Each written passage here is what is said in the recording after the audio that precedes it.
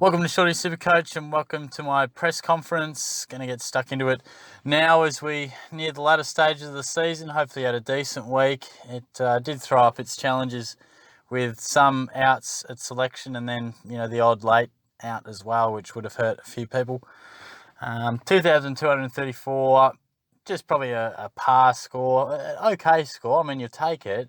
To only move slightly down in the rankings, I thought was a positive given I had Fife out, but Hearn was probably the one that hurt me a bit more. So in theory, I have a complete side that's ready to go, but we just got to get them all out on the park. So we'll take a look at that now. And look, you could look at it as kind of lucky because if I had an out on any other line, it would have been a 0 for me. Ainsworth was the only emergency I had playing. Now, that's far from ideal. It's just the way it's panned out. Clearly, it's a weakness of my side, but I think the 22, if fit, it's a pretty imposing side. But I do have these two trades here that if I do lose someone, if I can't cover them, I can pull the trigger and just trade them.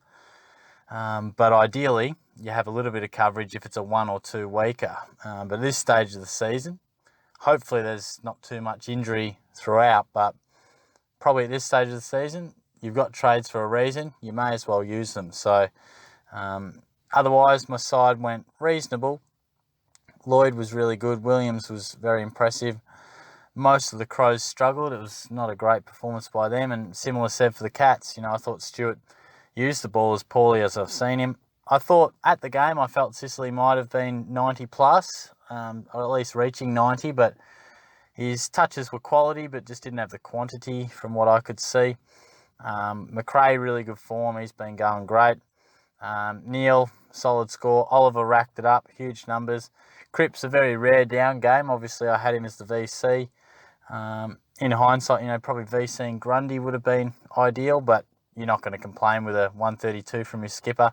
And I was probably tossing up between Gawn and Dangerfield, so I probably picked the right one there. Sloan struggles. He really can't handle a tag, and he was tagged by that man right there. So Clark scored well for what we expect from him, but that ultimately hurt another player in my team. Crouch was just solid. He's just struggling for that ceiling at the moment. Traded in Merritt, obviously, for Cornelio, and that was a really good score from him. He was probably best on ground. The ruck department, as I said, they've been great all season. Brought in Dunkley. He continued on his great form. Dangerfield was really good.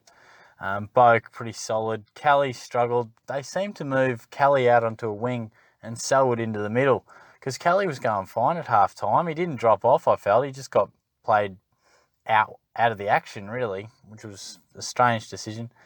Heaney continues to not quite reach the heights that we probably thought, but, maybe that's a bit more to do with his role. But and Jack Billings, again, has been a really good trade in. So there's not going to be any sort of change to my side. I hope Hearn comes back. I'm not even sure why he missed. So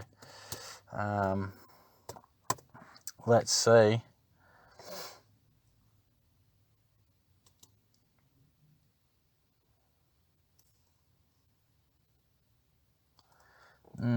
Calf complaints are not ideal, particularly for a bit of a veteran. So we'll just have to see. But fingers crossed he returns because that could be quite frustrating. But look, happy with my side. Hopefully Fife comes back as well. That would be the ideal circumstance. But to be fair, my main focus at the moment is on draft.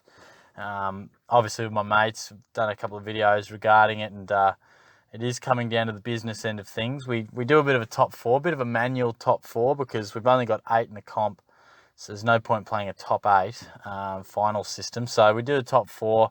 I finished 3rd, just slipped out of the top 2 late in the season. So I was in a knockout final and just pipped Langers, who you would have seen on this channel a bit before. So just pipped him. I move on to play the top of the ladder.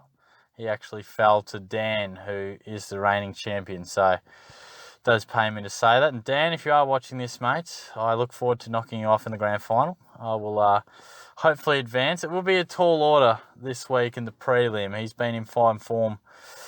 So it will be tough, but I think definitely the top 3 sides have made it to the last 3.